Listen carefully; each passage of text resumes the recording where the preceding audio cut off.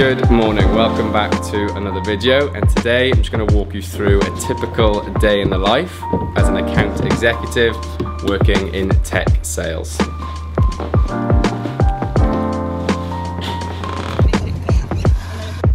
Okay, first things first this morning when working from home is to get in a gym workout.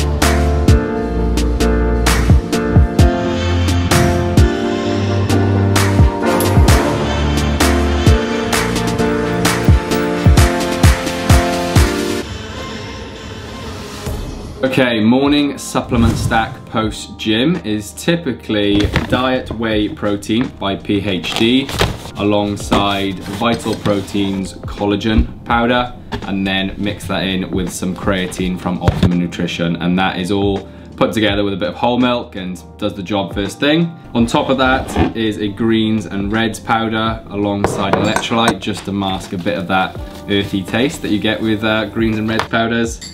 And then you've got a couple of fish oil tablets alongside a ginger shot from Zinger, which is the spiciest ginger shot I've come across so far. Okay, it's just coming up to 9 AM and the first call for today is a deal review with the team. So essentially just go through all the deals that you have open for this month, and as it's coming towards the end of the month, at the end of the quarter, just seeing where they're at, what needs to be done to get them over the line, and just reviewing things. If you need any help from your manager or anyone else, now's the time to kind of go over that and see what we can do. After that, today's pretty quiet. I haven't got any calls booked in or any demos, so a big focus will be chasing up any accounts for end of month, but also on outbound. So sourcing new accounts, prospecting, reaching out to them, and just trying to build some pipeline for next month and the months to come. So it's not typical to have a day this quiet, but it's a good opportunity to kind of get your head down, reach out to prospects via cold calling, email, videos, whatever it may be. I'll take you through that today and kind of what I do.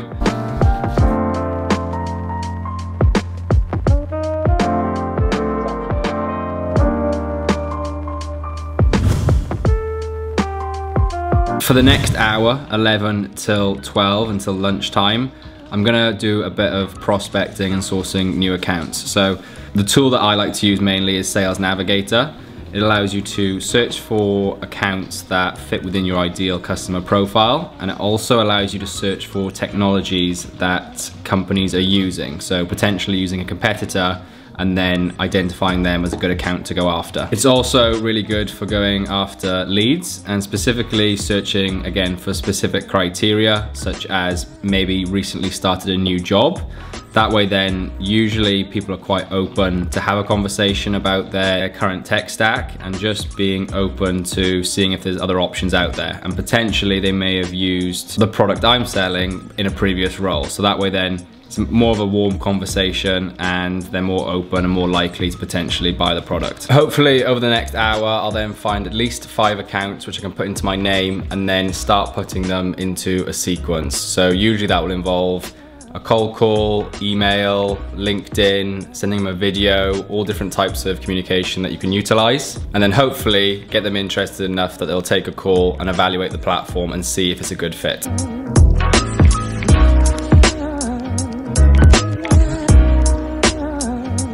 Okay, now that I've spent an hour or so this morning finding prospects and accounts to work, this afternoon for about an hour and a half or so, I'm gonna start adding them into sequences and start reaching out to accounts that I've been working previously as well. So the two main ways of doing that is gonna be, one, sending personalized emails, identifying a problem that I've noticed potentially. The second way would be through cold calling. So giving a business a call, they're not expecting it, and kind of just highlighting the problem that you've noticed and seeing if they're open to exploring other options that might be able to fix that issue.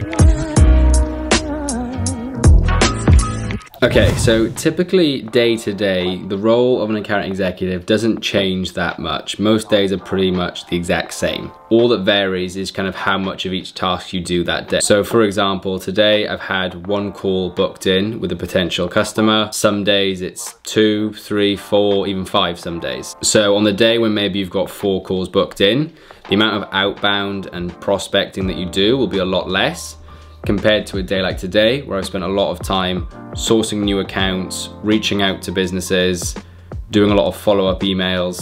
But ultimately, it's pretty much the same tasks day after day. You've got internal meetings, sourcing accounts, sending emails, cold calls, doing an initial call with a potential customer, doing a demo of the platform, follow-up emails, internal training. Those are probably kind of the main things that you'd see yourself doing day to day. In terms of the calls that you would do with a prospect, they will vary depending on the source. So whether it's come from inbound, an agency, or your own outbound. For example, something that's sourced yourself and is an outbound opportunity. Typically that first call will be more of a discovery call. You would then use that information that you've gathered in the second call, which would be more of a demonstration of the platform.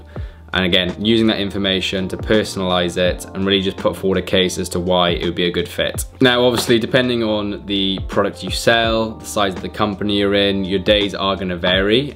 But pretty much it involves a lot of emails, a lot of talking to people, a lot of talking to people who potentially don't wanna talk to you via cold calls.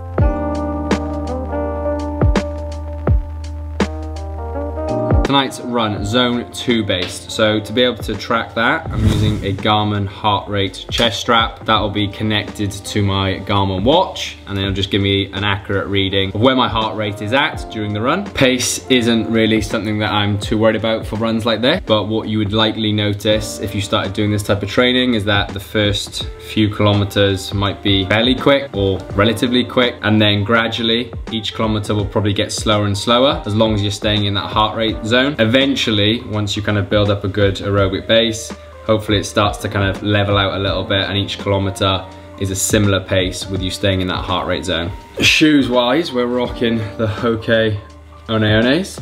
These are the Carbon X or something, I think. I've had them for quite a while. I actually probably need to get another pair and start rotating my running shoes, as I wear these pretty much every run at the moment, which probably isn't good. If running is something that you're interested in and you're wondering what zone 2 training is, I'll link a video that I've done previously talking about zone 2 training, the Maffetone method, and how you can start to incorporate it into your training as well.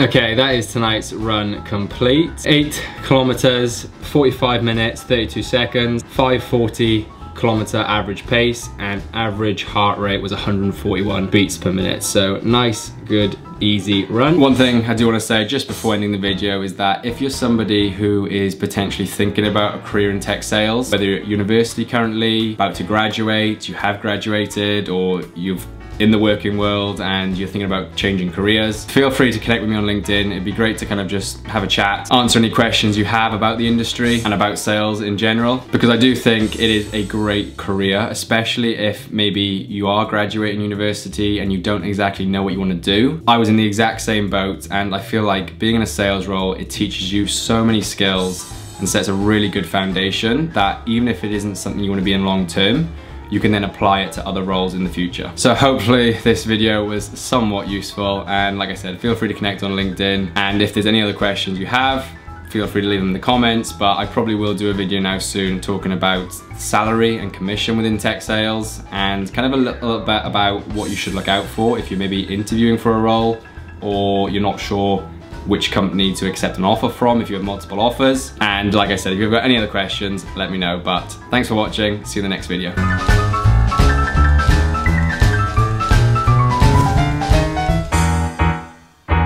Cheers.